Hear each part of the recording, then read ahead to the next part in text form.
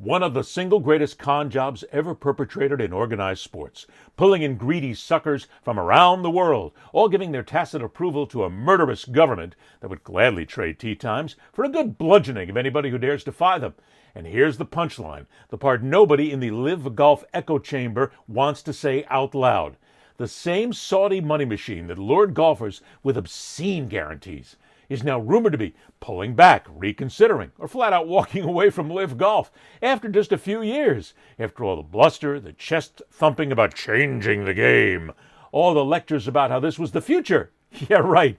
The future that is packing their bags and moving on to the next band of suckers who will gladly and gleefully be there with all this money.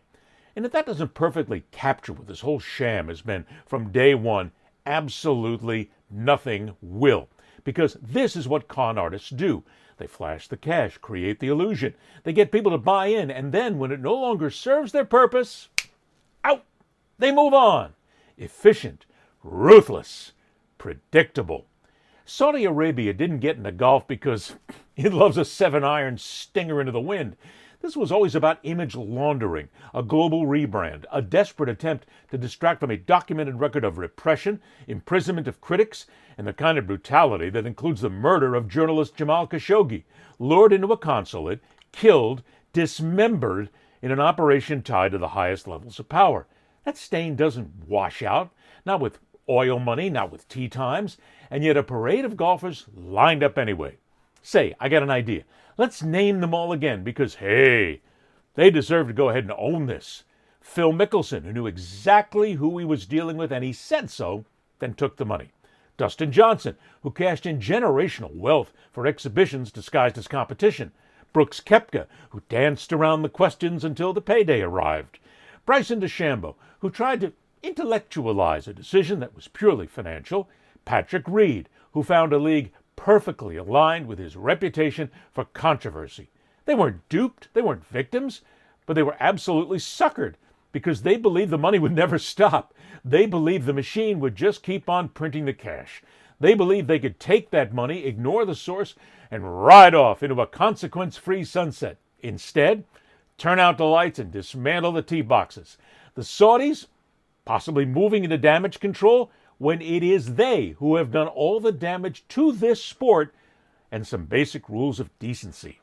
Now comes the awkward part, the crawling back, the quiet phone calls, the carefully worded statements about wanting to compete at the highest level again. Translation? Oh, please, please, please let us back in, back to the PGA Tour, back to relevance, back to the structure they so eagerly trashed on their way out the door. And here's where the PGA Tour has a decision to make. Because if these players think they can just stroll back in, bags full of Saudi cash, regulations, reputations, slightly bruised but otherwise intact, they're dreaming.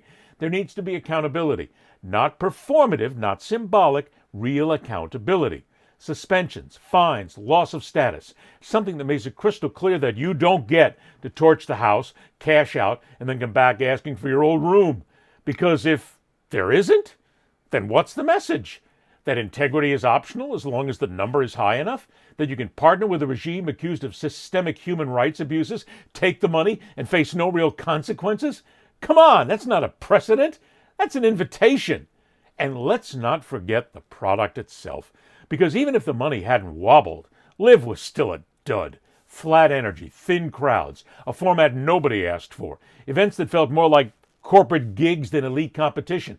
This wasn't a revolution. It was a traveling exhibition sideshow with better catering. Money can buy names. It cannot buy meaning. And speaking of con artists and money, how perfect is it that Donald Trump is front and center in this scam, part of yet another under-the-table deal with the Saudis to promote his Miami golf course and cut more lucrative construction and influence deals, cashing his crime syndicate more billions of dollars. Perfect. So here we are. The grand disruption reduced to rumor and retreat. The bold new future looking more like a failed experiment. And the players who said it and sold it now staring into the possibility that they hitch their legacy to a vanishing act. That's the risk when you trade principle for profit. Sometimes the profit disappears. And all you're left with is the choice you made and the reality that everyone saw it for exactly what it was.